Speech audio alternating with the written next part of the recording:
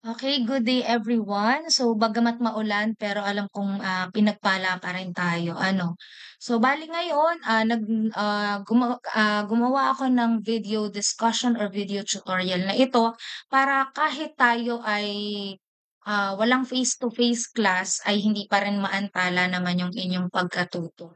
So bale po, ang ating magiging topic for today is all about sum and product of roots. So nung nakaraan, ang huling na-discuss sa inyo is yung nature of roots. So bale may naiwan pa din po akong activity sa inyo. So inaasahan ko na ang lahat ay nakapagsagot na noon. Ano, para ngayon dito sa bago kong i-discuss at may bago akong ibibigay na activities, makakasunod pa rin kayo. Ano, at hindi kayo maipunan. So bali po, eto na yung ating topic for today which is sum and product of roots.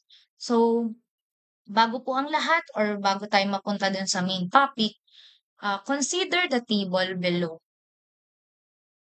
Meron tayo ditong 4 equations na kung saan ito ay naging example na rin natin or na-solve natin gamit yung apat na method na i-diniscuss ko sa inyo in solving or in finding the roots of the given equation. So katulad nitong kaunahan, yung x squared minus 25 equals 0. So ito ay na-solve natin by using or by extracting square roots. At doon, ang nakuha nating roots or sagot ay 5 and -5. And then ito namang pangalawa, yung x squared plus 6x plus 9 equals 0. Ito naman ay na-solve natin by means of factoring. So dito ang nakuha naman nating sagot is -3 and -3. And then the third one is x squared plus 6x plus 8 equals 0. So ito naman ay by completing the square. So by completing the square, ang nakuha nating sagot is -2. Nawawala yung cursor ko. Ayun, -2 and -4. And then yung last, we have -x squared plus 3x plus 18 equals 0. So ang nakuha nating roots by the use of quadratic formula is -3 and 6. Ngayon, ano ba yung sum and product of roots? So dito, kapag nakuha natin yung roots, alam na natin or makukuha na natin yung sum and product. So pag sinabing sum, ia-add mo lang yung roots. Pero syempre, hindi naman siya ibig sabihin talaga ay laging addition. Kasi alam naman natin meron tayong certain rule sa integers na hindi siya laging add. Ano? So, hindi porke sinabing sum ay mag-a-add tayo. So dito, dahil yung isa ay 5, yung isa ay -5, so ang rule natin sa integers, kapag magkaiba yung sign, isu-subtract natin. So, kaya ang naging sum po natin is 0. Ang product naman, imu-multiply lang natin. So, 5 times -5. So, bakit naging -25? Meron din tayong rule na pag nagmu-multiply naman tayo at nag-multiply tayo ng magkaibang sign, automatic ang sign natin is negative. Dito naman sa pangalawa, since pareho siyang -3, so ang rule naman natin sa addition and subtraction or sa addition of integers, kapag pareho siya ng sign, ang gagawin natin is add, then copy the sign. Kaya naging -6. And then yung product, imu-multiply lang natin. Then ang rule uli natin, pag sa multiplication at nag-multiply naman ang magkaparehong sign o parehong negative, magiging siyang positive. And then for the third one, we have -2 and -4. So since pareho siya ng sign, so add and copy the sign, kaya -6. And then product niya, kaya naging 8. So multiply lang, then pareho ng sign, kaya +8. And then for the last one, we have -3 and 6. Magkaiba siya ng sign. Kaya again, ang rule natin, pag magkaiba ng sign, ima-minus natin siya and then ang kokopyahin nating sign ay yung may mas malaking absolute value. So which is positive. Kaya naging +3. And then product, ganun uli, multiply uli. So 3 and 6 is 18, negative kasi magkaiba ng sign. So eto yon. Kaya lang, yung magiging topic natin ngayon is, syempre, meron tayong technique na ibibigay para makuha yung sum and product of roots na hindi na natin iso-solve kung ano mismo yung roots niya. Meaning, hindi na muna tayo uli babalik in solving the quadratic equations using yung 4 methods. So, meron tayong susunding formula or trick. So, ano nga ba yung formula natin? So, kapag ang hinihingi ay sum, the sum of the roots of ax squared plus bx plus c equals 0, meaning, kailangan muna uli nating i-sure na yung quadratic equation ay naka-standard form. So, ayan, yun lagi tayo, naka-standard form. And then, after nating sure na naka-standard form siya, i-identify natin yung value ng a, b, and c, and then punta na tayo dun sa substitution. So, ang sum daw po is negative b over a. Ang product naman, ganun din, make sure na naka-standard form, find the value of a, b, and c, and then, eto po ang ating formula or yung ating susunding susundin in solving the product of the root. So, C over A. So, let us have some examples. I think 4 yung binigay ko ditong examples. So, find the sum and product of the roots of the following equation. So, number 1, we have x squared plus 2x minus 8 equals 0. So, dito wala tayong problema kasi naka-standard form na siya. So, after nating ma-sure na naka-standard form, identify the values of a, b, and c. So, ang a natin is 1. So, review nga ulit paano malaman kung alin yung a. So, ang a is the numerical coefficient ng x squared.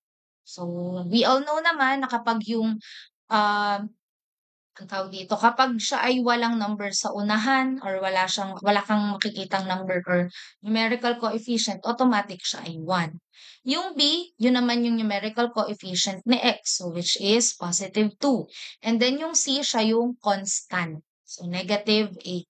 Then after that, sabi po sa formula ng sum, we have negative b over a. Ngayon, ang value ng b natin is positive 2.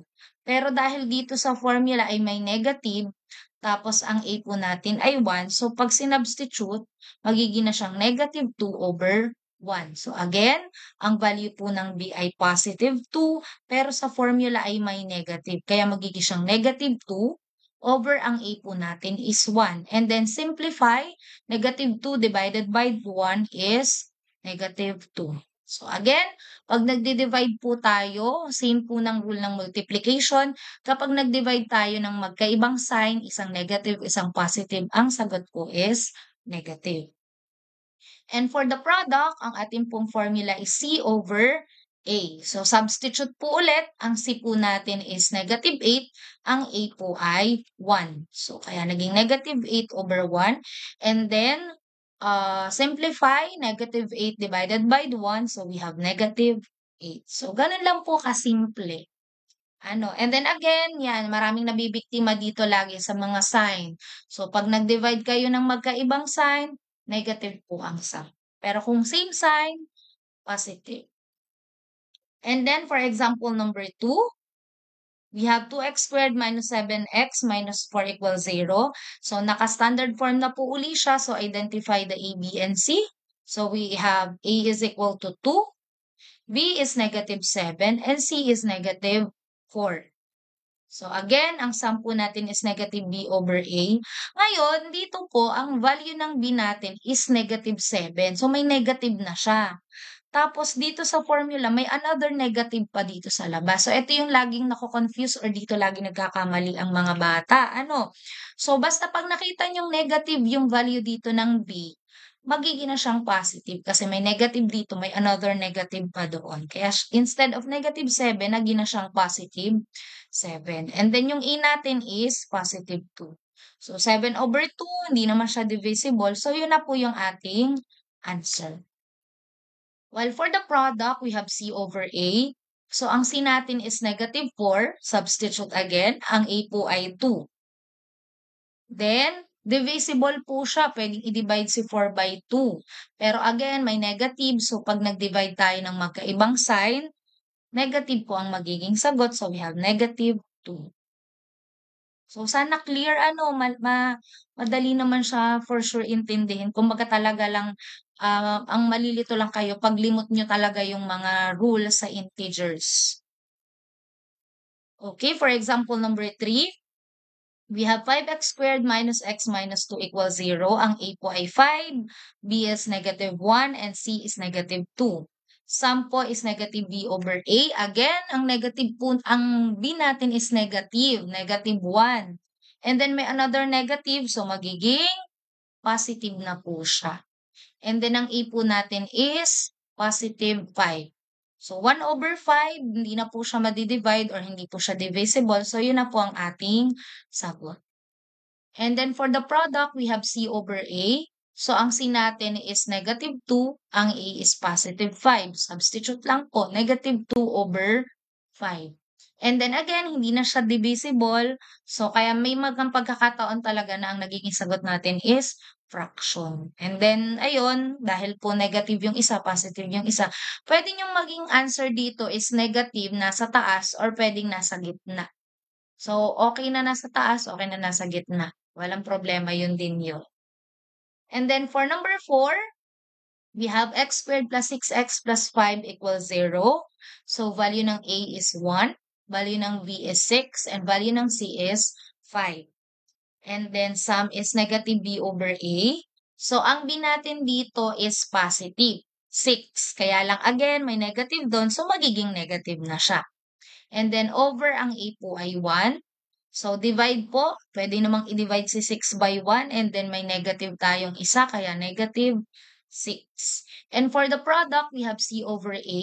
So, again, substitute lang po ang C ay 5, ang A ay 1. So, 5 divided by 1 is 5. So, ayun lang. So, meron na akong 4 na example. Siguro naman sapat na po yun. And then, meron din kayong mga iba pang example sa book ninyo. So, pwede nyo ring tingnan pa yun or maging sample ninyo and maging, anong tawag dito, guide para po sa ibibigay kong activity. So, for the set work, find the sum and product of the roots of each equation. So, ang gagawin niyo po dito, katulad lang nung binigay kong 4 na examples. So, i-identify niyo rin muna po yung A, B, and C. Pero ulitin ko lang, kailangan make sure na naka-standard form. So, kay 1, 2, and 3, wala tayong problema kasi naka-standard form. Pero yung 4 and 5, eto naman ay una ko pang diniscuss sa inyo, i-standard form nyo muna.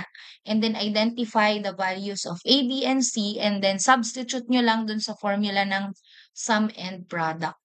So, ayun po ang inyong magiging guide or magiging formula na susundin para masagutan itong 5 ito.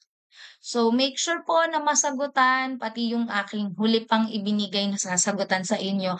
Alam ko medyo naiipunan po, pero kumbaga ay para maging ano naman po, kapaki-pakinabang yung walang pasok. Na kahit walang pasok, at least anytime, kahit po hindi yung time ng klase natin, eh na makakapagsagot kayo or mapapanood nyo itong video na ito. So, yun lamang po and I'm hoping na lahat po ay nasa mabuting kalagayan. So, keep safe everyone at sana po ay magkita-kita ulit tayo. Yun, kapag may face-to-face class na. Okay, God bless everyone.